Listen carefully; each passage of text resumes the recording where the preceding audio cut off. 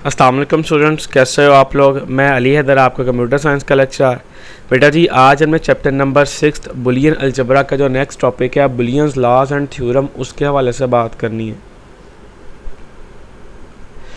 Bullions laws and theorems यानी कि जब हम, क्योंकि ये बुलियन अलजबरा का टॉपिक है, बुलियन अलजबरा से मुराद बेसिक अलजबरा जो हम मैथ के अंदर करते हैं, या वैसा ही अलजबरा होता है, लेकिन इसके अंदर थोड़े से लॉज और थ्योरम्स और फंक्शंस, इसके एक्सप्रेशंस थोड़े से मुख्तलिफ होते हैं, लेकिन होता ये वही है।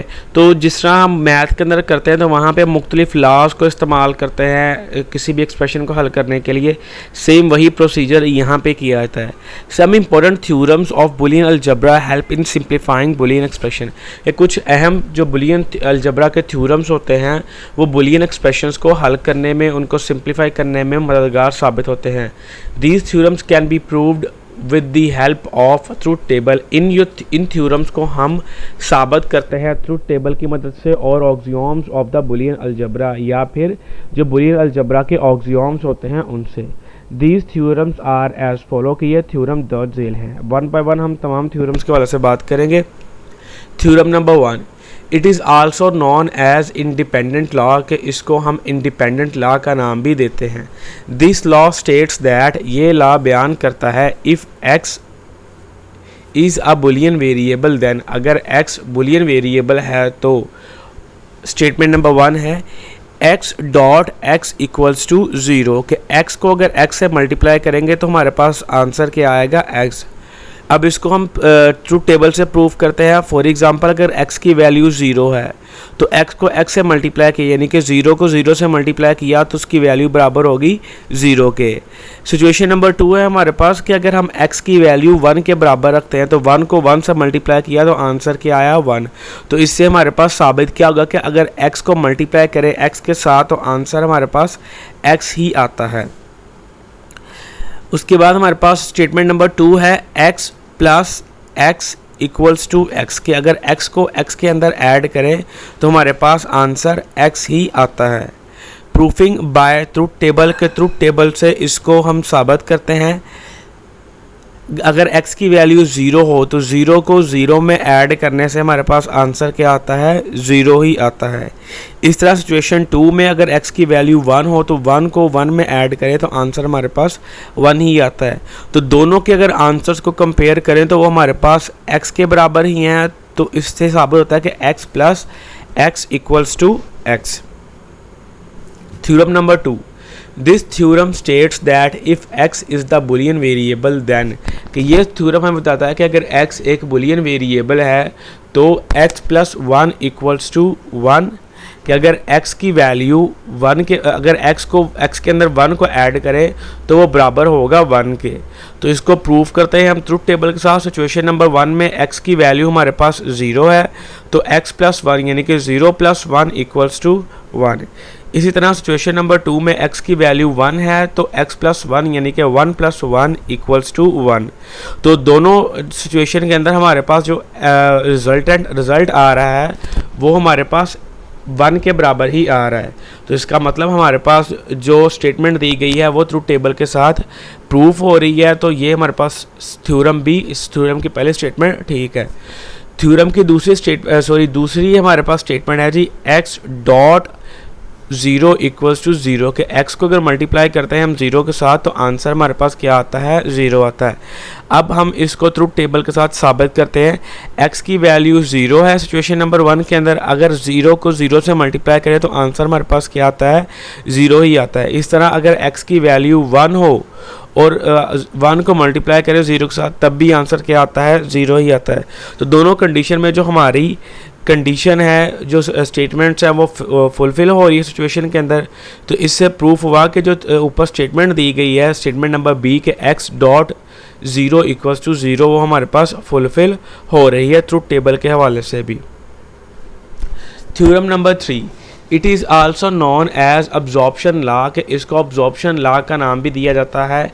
It states that if x and y are Boolean variable, कि अगर x, और ये बयान करता है कि अगर x और y बुलियन वेरिएबल्स हैं देन, तो स्टेटमेंट नंबर 1 है x plus bracket into X dot y equals to x, के ये बराबर होती है x के। तो इसको हम प्रूफ करते हैं ट्रुथ टेबल के हवाले से। x की वैल्यू 0, y की वैल्यू 0, तो x डॉट y 0 को 0 से मल्टीप्लाई किया तो आंसर क्या आता है 0। x की वैल्यू क्या है 0 प्लस x डॉट y की वैल्यू है 0, 0 को 0 में प्लस करेंगे तो आंसर क्या आएगा 0। तो पहली कंडीशन सिचुएशन जो हमारे पास है वो फुलफ़िल हो गई है हमारे स्टेटमेंट के साथ। दूसरी सिचुएशन है अगर x की वैल्यू 0 हो लेकिन y की वैल्यू 1 हो तो x डॉट y यानी कि 0 मल्टीप्लाई बाय 1 इक्वल्स टू 0, और x की वैल्यू 0 है तो x डॉट y की वैल्यू भी 0 है, तो 0 को 0 में प्लस किया तो आंसर हमारे पास क्या आया जी 0 ही आया। x की वैल्यू 1 है और y की वैल्यू 0 है, 1 को जब मल्टीप्लाई किया 0 के साथ यानी कि x dot y equals to 0। अब x की वैल्यू 0 है, प्लस किया x डॉट y यानी कि 0 के अंदर 1 को प्लस किया तो आंसर क्या आएगा 1। अब हमारे पास है जी x और y दोनों की वैल्यू 1 है, x डॉट y की वैल्यू भी हमारे पास क्या होगी 1 होगी, यानी कि जब 1 को 1 से मल्टीप्लाई करेंगे तो आंसर क्या आएगा 1 आएगा। अब x की वैल्यू 1 है, x डॉट y की वैल्यू भी 1 है, 1 को 1 में ऐड किया तो आंसर हमारे पास 1 आया। इस तरह जितनी भी सिचुएशन ट्रुथ टेबल के अंदर हमने की है वो सारी की सारी फुलफिल हो रही है स्टेटमेंट नंबर ए के साथ। स्टेटमेंट नंबर बी है जी x dot into X dot Y equals to X के x को जब मल्टीप्लाई किया हमने x प्लस वाई के साथ तो वो वैल्यू बराबर हुई x के। फ़र्ज़ करें हमारे पास ट्रुथ टेबल को इसके साथ प्रूफ करते हैं तो x की अगर वैल्यू x और y की पहली सिचुएशन के अंदर वैल्यू दोनों की ज़ीरोज़ है तो x प्लस वाई यानी कि 0 में 0 को ऐड किया तो आंसर क्या आएगा 0। अब x की वैल्यू 0 है, x प्लस 1 की वैल्यू हमारे पास भी 0 है तो 0 को 0 में प्लस किया तो आंसर आ गया 0। इसी तरह हमारे पास अगली सिचुएशन में हमने क्या किया x की वैल्यू 0 रहने दी लेकिन y की वैल्यू चेंज करके 1 कर दी। अब x प्लस वाई यानी कि 0 प्लस 1 इक्वल्स टू 1, और अब 1 को जब मल्टीप्लाई किया 0 के साथ यानी कि x के साथ तो हमारे पास आंसर फिर 0 आ गया। अब नेक्स्ट सिचुएशन हमारे पास क्या है कि x की वैल्यू 1 है, y की वैल्यू 0 है, 1 प्लस 0 इक्वल्स टू 1।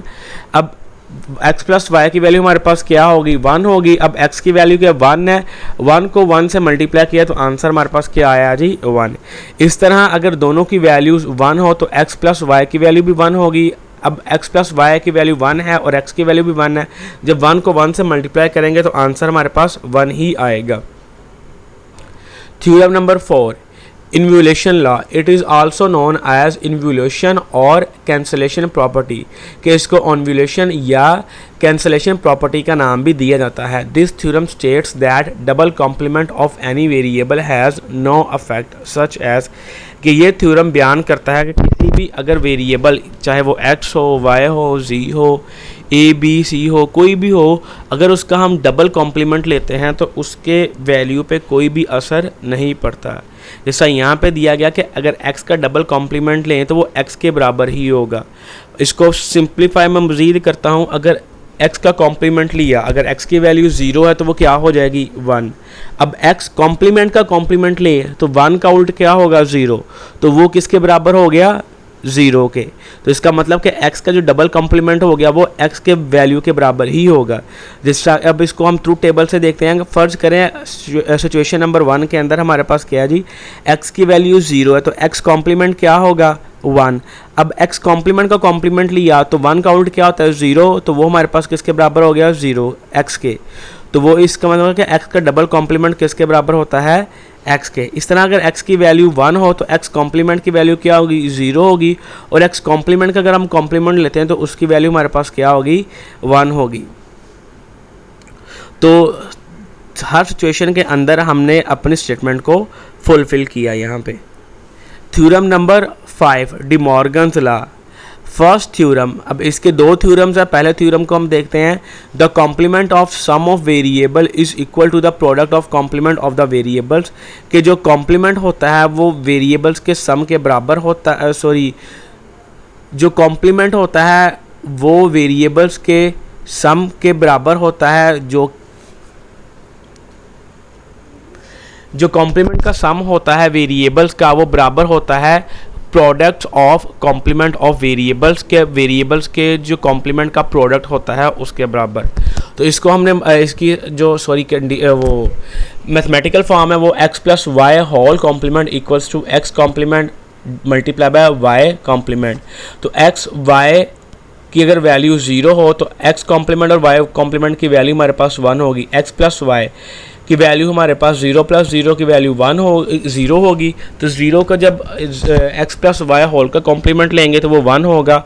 और X dot Y X complement की वैल्यू हमारे पास 1 है, डॉट वाई कॉम्प्लीमेंट की वैल्यू 1 है, तो 1 को 1 से मल्टीप्लाई किया तो आंसर हमारे पास क्या आ गया जी 1। तो इससे देखिए कि X plus Y whole complement equals to X complement dot Y complement. तो ये सिचुएशन हमारे पास फुलफिल हो रही है। इस तरह अगर एक्स की वैल्यू 0 हो, वाई की वैल्यू 1 हो तो एक्स कॉम्प्लीमेंट बराबर हो जाएगा 1 के और y कॉम्प्लीमेंट बराबर हो जाएगा, सो y कॉम्प्लीमेंट बराबर हो जाएगा 0 के। तो x प्लस 1 किसके बराबर होगा, 0 प्लस 1 इक्वल्स टू 1 और x plus Y whole complement बराबर हो जाएगा 0 के। और x complement dot Y complement यानी कि 1 को जब मल्टीप्लाई करेंगे 0 के साथ तो आंसर हमारे पास क्या आएगा 0। इस तरह ये सिचुएशन भी हमारी फुलफिल हो रही है। सिचुएशन नंबर 3 है, अगर x की वैल्यू 1 और y की वैल्यू 0 करते हैं तो x कॉम्प्लीमेंट की वैल्यू 0 हो जाएगी और y कॉम्प्लीमेंट की वैल्यू 1 हो जाएगी। x प्लस वाई यानी कि 1 प्लस 0 इक्वल्स टू 1। अब x plus Y whole complement यानी कि 1 का कॉम्प्लीमेंट लेंगे तो वो 0 आएगा। इसी तरह x कॉम्प्लीमेंट की वैल्यू हमारे पास क्या है 0 और y कॉम्प्लीमेंट की वैल्यू क्या है 1। जब 0 को मल्टीप्लाई करेंगे 1 के साथ तो आंसर हमारे पास 0 ही आएगा। इस तरह x plus Y whole complement equals to x complement multiply by y complement. Situation number 4 है हमारे पास, अगर दोनों की वैल्यूज 1 होती है x और y वेरिएबल्स की तो x कॉम्प्लीमेंट और y कॉम्प्लीमेंट की वैल्यू 0 होगी। x plus Y equals to 1, x plus Y whole complement equals to 0। x complement की वैल्यू 0 है, y कॉम्प्लीमेंट की वैल्यू भी 0 है। जब 0 को 0 से मल्टीप्लाई करेंगे तो आंसर आएगा 0। इस तरह x plus Y whole complement equals to x complement dot Y complement. Second theorem है the complement of product of variables के जो हमारे पास वेरिएबल्स के कॉम्प्लीमेंट का प्रोडक्ट होता है वो बराबर होता है वेरिएबल्स के कॉम्प्लीमेंट के सम के बराबर। तो वही सिचुएशन है लेकिन हमारे पास यहाँ पे सिंबल्स चेंज कर दिए गए हैं। तो हम उसी तरह इसको देखते हैं। अगर x और y की वैल्यू पहली सिचुएशन के अंदर 0 हो तो x कॉम्प्लीमेंट और y कॉम्प्लीमेंट की वैल्यू होगी 1। अब x डॉट y यानी कि 0 को जब 0 से मल्टीप्लाई करेंगे तो आंसर आएगा 0। अब लेकिन x dot y whole complement equals to 1। तो x complement plus y complement यानी कि 1 प्लस 1 इक्वल्स टू 1। इसी तरह हमारे पास आगे है जी, अगर x की वैल्यू 0 हो लेकिन y की वैल्यू 1 हो तो x कॉम्प्लीमेंट हमारे पास बराबर होगा 1 के और y कॉम्प्लीमेंट बराबर होगा 0 के। x डॉट y यानी कि 0 मल्टीप्लाई बाय 1 इक्वल्स टू 0। अब x dot Y whole complement equals to 1। अब x complement plus y complement, अब x कॉम्प्लीमेंट की वैल्यू है हमारे पास 1 लेकिन y कॉम्प्लीमेंट की वैल्यू है हमारे पास 0। तो 0 प्लस 1 इक्वल टू 1। इसी तरह अगर x की वैल्यू 1 कर दें और y की वैल्यू 0 कर दें तो x कॉम्प्लीमेंट बराबर हो जाएगा 0 के और y कॉम्प्लीमेंट बराबर हो जाएगा 1 के। इस तरह x डॉट y की वैल्यू बराबर हो जाएगी 0 के और x डॉट y कॉम्प्लीमेंट की वैल्यू बराबर हो जाएगी 1 के। तो x plus y x complement plus y complement equals to 1। इसी तरह अगर सिचुएशन नंबर 4 के अंदर हम क्या करते हैं कि x और y दोनों की वैल्यू 1 करते हैं और x कॉम्प्लीमेंट और y कॉम्प्लीमेंट की वैल्यू हमारे पास 0 हो जाएगी। तो x dot y equals to 1, x dot y whole complement equals to 0, x complement plus y complement equals to 0। इस तरह x dot y whole complement equals to x complement plus y complement. तो चारों situation के अंदर हमने अपनी statement को fulfil किया है। थैंक यू बेटा जी। अगर आज के लेक्चर के हवाले से आपको कोई इशू हो या किसी बात की समझ ना लगी हो तो इस ईमेल एड्रेस पे आप मेरे साथ रब्ता कर सकते हैं। फ़ी अमानिल्लाह बेटा जी।